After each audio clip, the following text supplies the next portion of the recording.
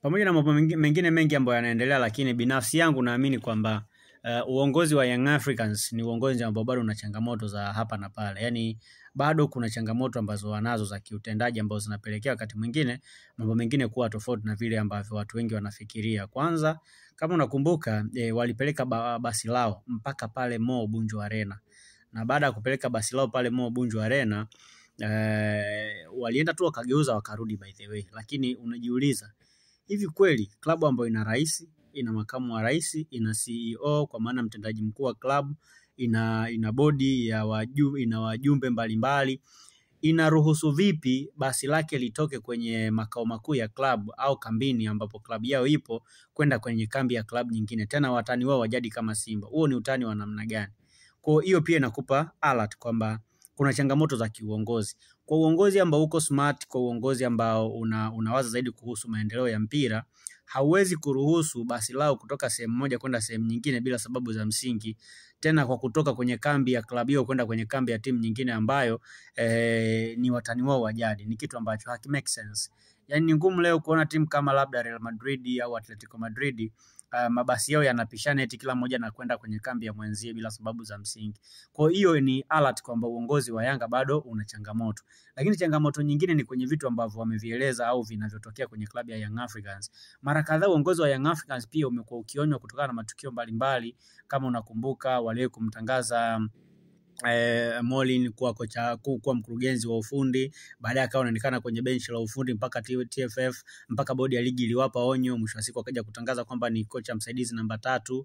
Lakini pia kama unakumbuka hata Alikamwe kama kiongozi wa Young Africans aliwahi kutozwa faini, mashabiki wakamchangia wakamlipia, na baada na wakamlipia ile pesa ambayo alipigwa faini na bodi ya ligi kwenye kamati ya mila ya masaa 72.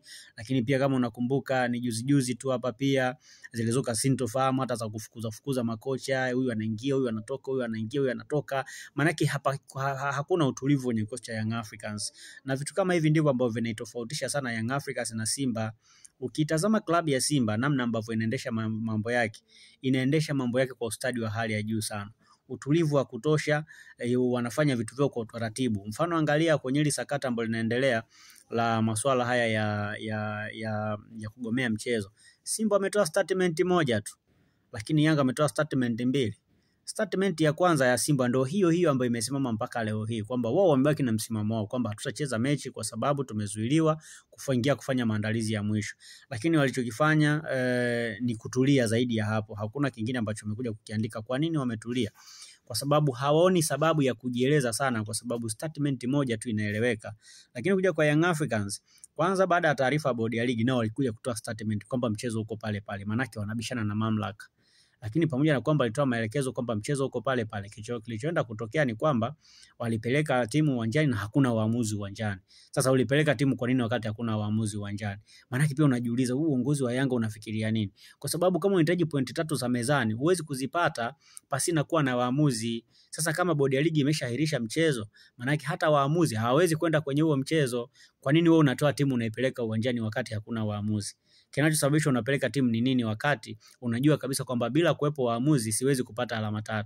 Maana hiyo pia inakufikirisha kuhusiana na namna ambavyo viongozi wa Young Africans wanadili na mambo yao. Utakuja kugundua kwamba pia kuna changamoto, kwa sababu hiyo ni watu wote duniani wanajua kwamba ili upate alama 3 ni lazima waamuzi waje wakague, wafanye ukaguzi, na baada ya kufanya ukaguzi kumalizika ndo waanzishe mchezo, baadaye wamalize mchezo. Baada ya hapo mpinzani wakishamaliza mechi na mpinzani hayupo, maana unapata alama zako 3. Sasa kilichosababisha Yanga wakaenda uwanjani wakati hakuna mwamuzi ni nini?